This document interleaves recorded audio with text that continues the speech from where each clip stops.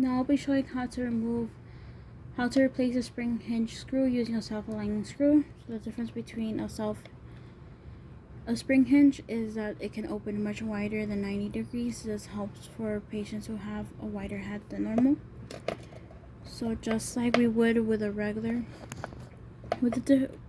frame, we would brace our frame, which will allow us to easily loosen the screw. Again, to loosen, we would go to the left. To tighten, to the right.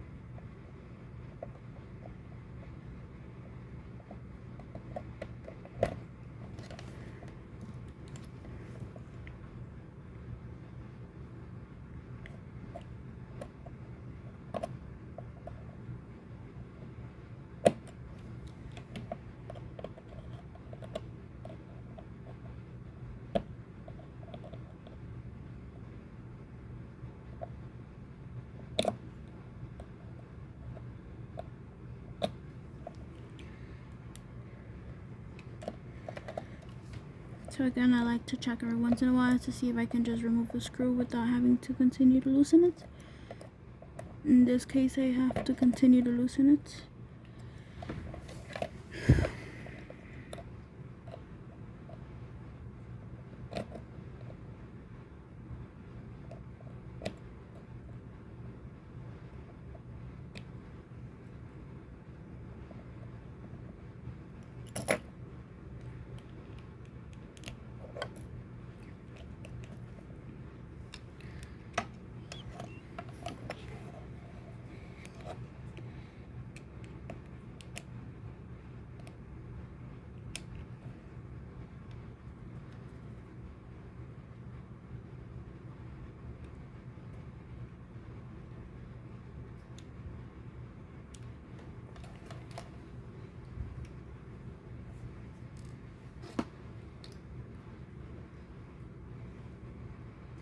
If we notice now that we have removed the screw,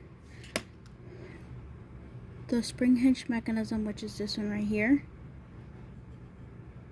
Let me see if I can show it. Okay, so right there, that one. Now it's in our removed temple, it's pushed back. So when we put it and we try to put a regular screw, it becomes really hard to screw it because the barrels are not lined up.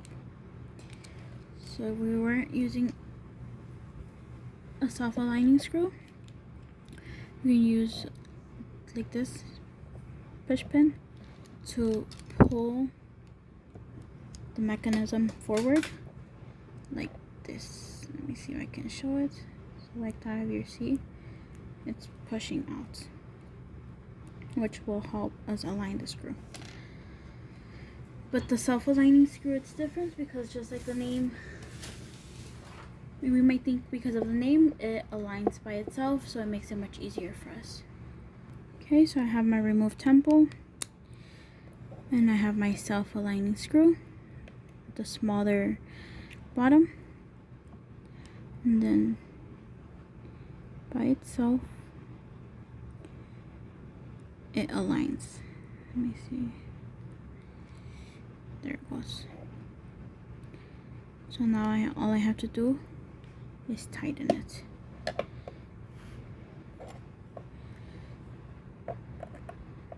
So just like we've been doing before, brace the frame and go to the right to tighten.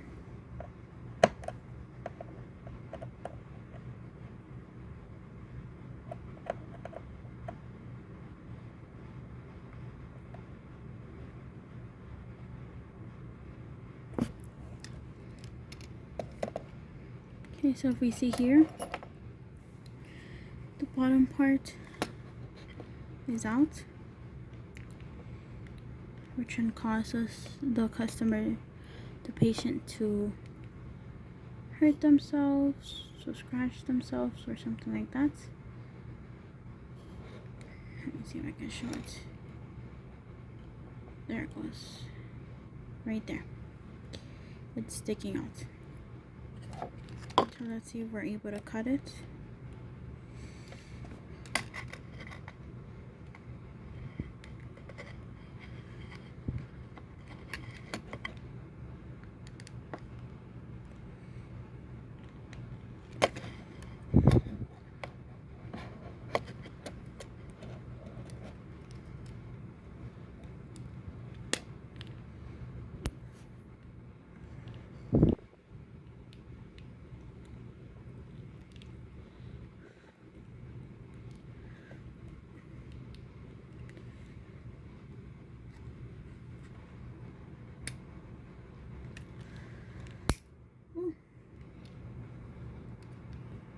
I was already able to remove a bit, but not completely.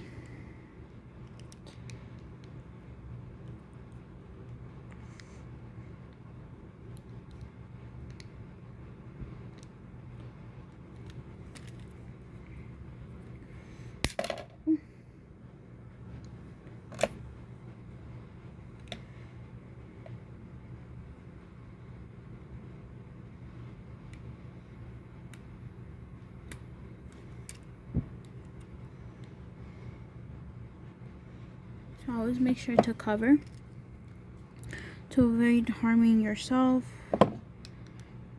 or anyone else with the bits flying off. Since I wasn't careful, I scratched the surface of the frame. Sometimes this can be fixed, so like with a black frame we can just put Sharpie on it, or we can just simply do it on the other side, but we want to try our best to avoid it. Once this part is cut, then we can grab a file the edges off. Again, this helps prevent any injury coming to the patient, or just simply for aesthetic reasons. So let me grab my file.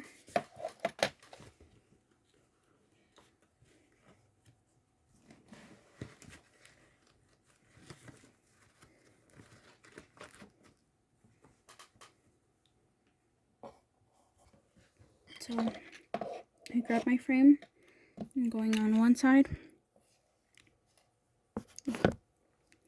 So this is my file, the small one. And I just do it to one side. So in this case,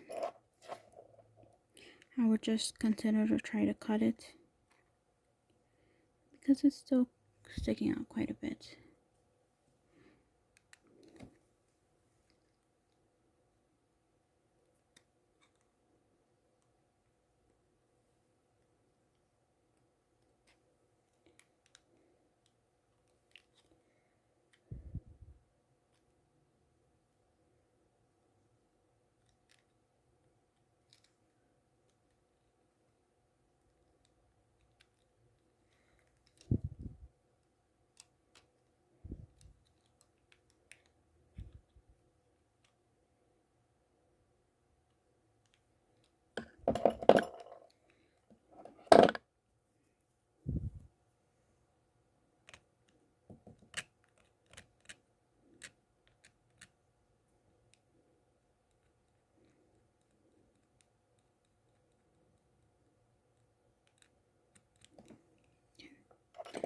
There it goes. I'll briefly mention the stirrups. These would be our stirrups. So if you can see, it has a clamping mechanism similar to our snap-on. Let me see if I can find my snap-ons.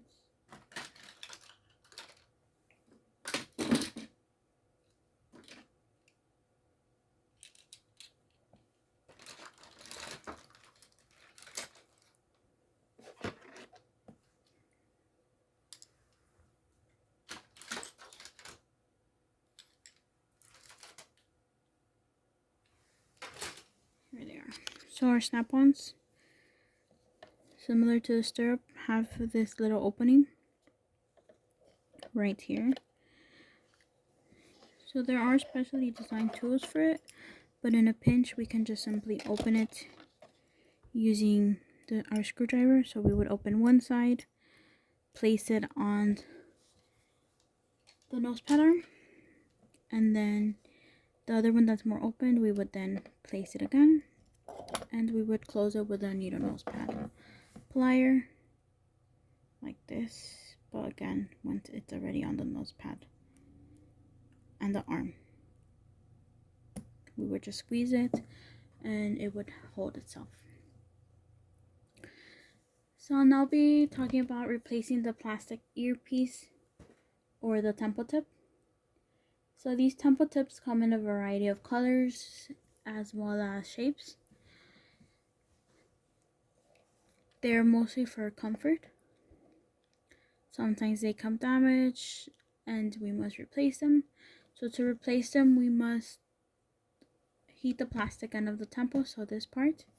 We straighten it, so it typically comes like that. This side I have already straightened it. And then we would pull it out and find a temple tip that best fits us. Sometimes it's really hard to remove it, so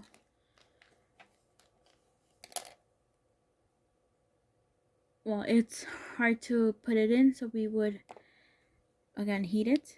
Sometimes it's hard to remove it, so again the solution is heat. We can use a twisting motion to remove it if it's really hard. So if we see here, this one's already coming out.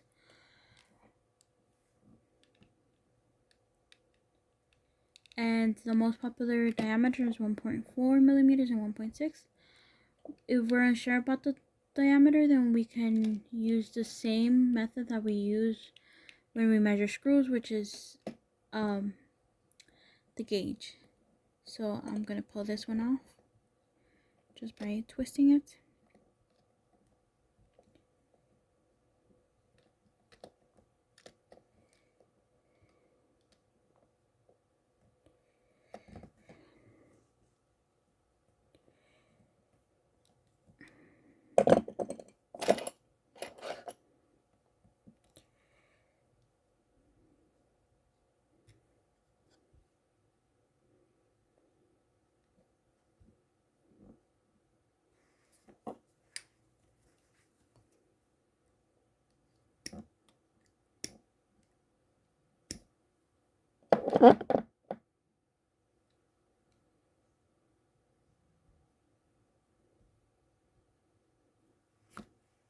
There it was. Sometimes it's possible for us to lengthen or shorten the temple. So let's see if we can find the information. So let's say if we were to shorten when the temple is too long and it cannot be made short just by moving the temple bend, then we would heat the temple and straighten it just like I have it here. We pull the plastic cover off and then we just clip off the end.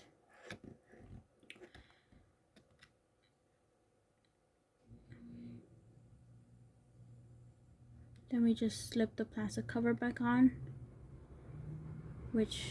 and the temple will now be shorter.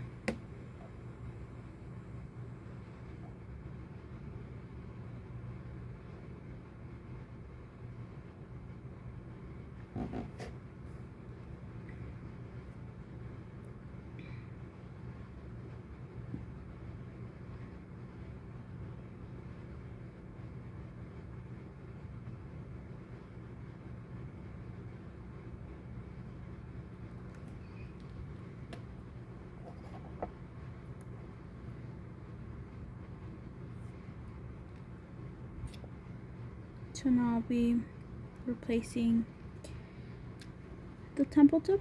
So let me find one that I like.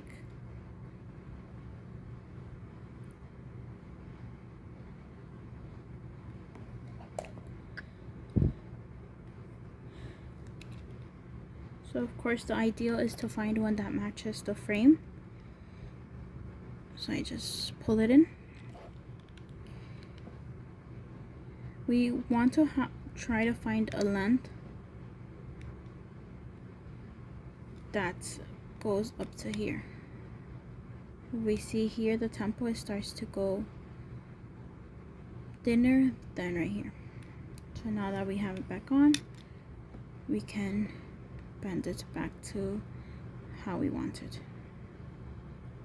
And again, we would do the same thing on the other side, just like I did for this side. Remove the temple tip cover by a back and forth method like this. We would pull it off. If it's hard to remove, we would use heat, and then we just slide the new temple tip cover back on and rebend where we want. Okay, so now I'll be restringing a semi-rimless frame.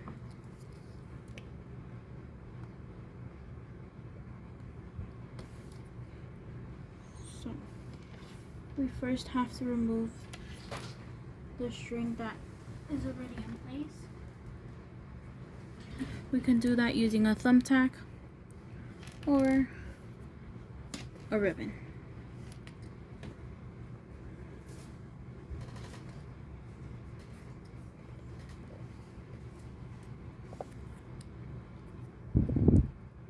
So we first want to remove monofilament.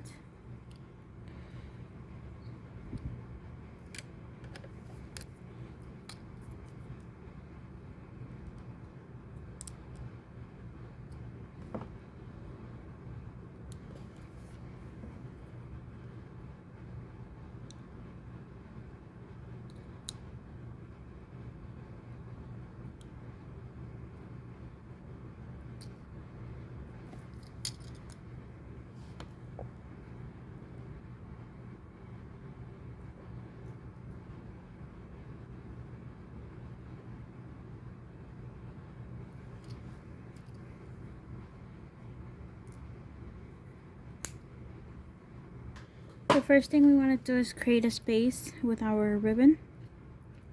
Our ribbon cannot be straight, it has to have a angle. Then we use it to gently wiggle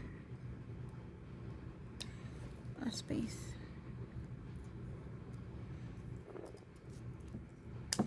Oh, there it goes.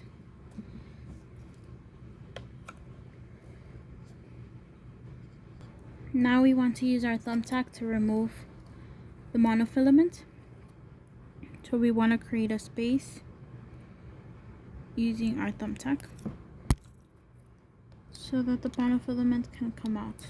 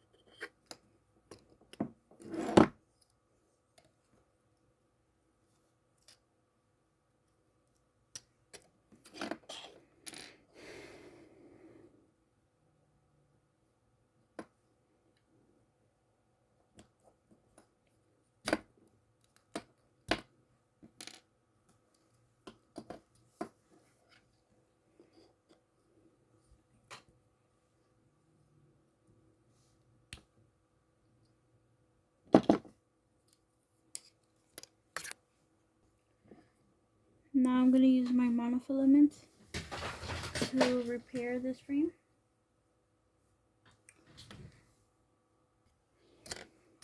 So I have to start from the top hole. It doesn't matter if I'm doing it nasally or temporally. And I'm going to sew it in.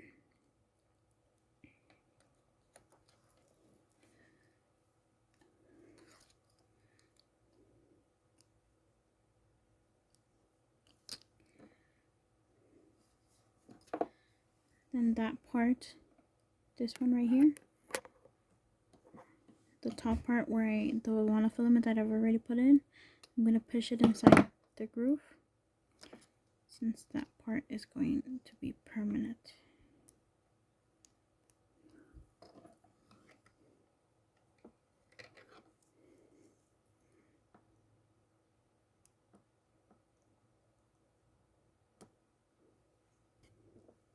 Now I'm going to put the bottom part of the monofilament inside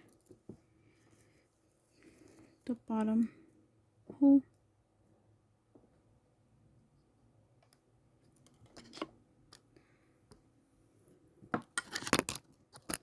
Like so.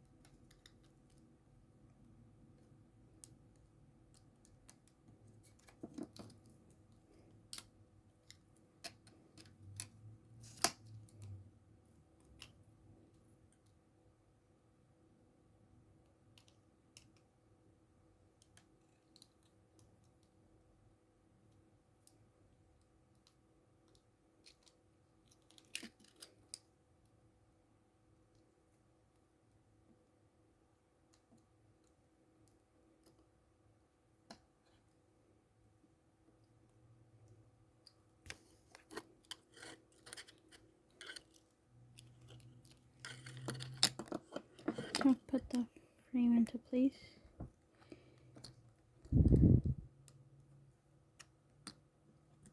I'm sorry, not the frame, the lens into place. Trying to do that.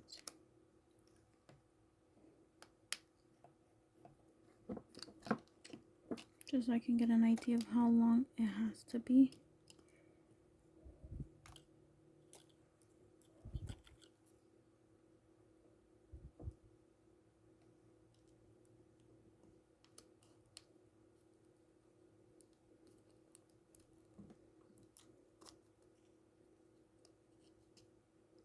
While we're doing this, we have to see who we have to give it slack.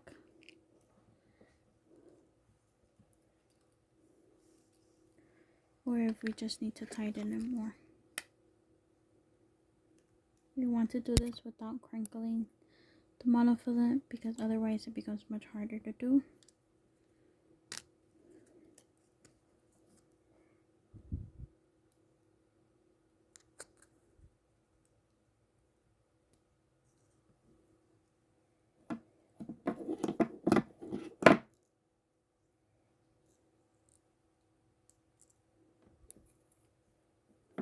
And now we do the top one.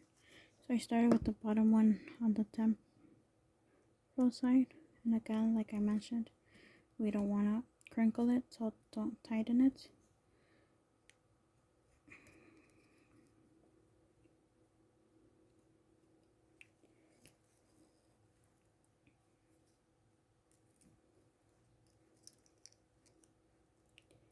At least not until we know for sure how much we have to tighten or how much we have to loosen or anything like that.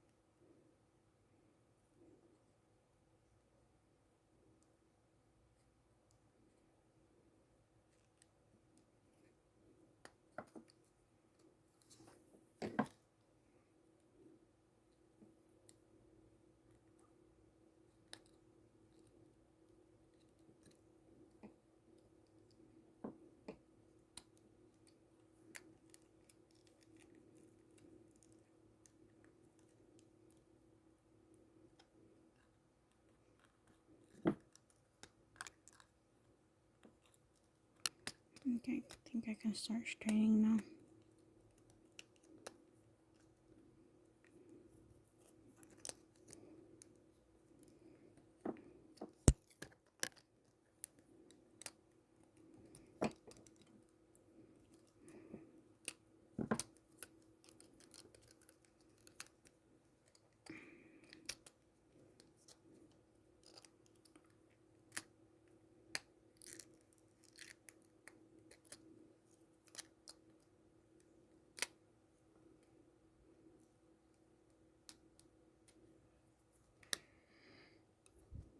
Sorry, I keep moving out of the frame.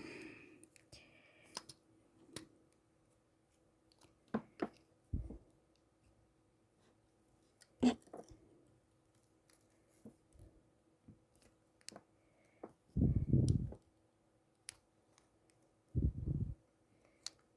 in this case, since I did it incorrectly, I tightened it before I was able to pull. Before it was tight enough, it's gonna be slipping out now. So in this case, what I would do to fix it is I would have to restring it because it's just too big. When it's only a bit of a slack, then we can just use hot fingers to tighten the string a little bit.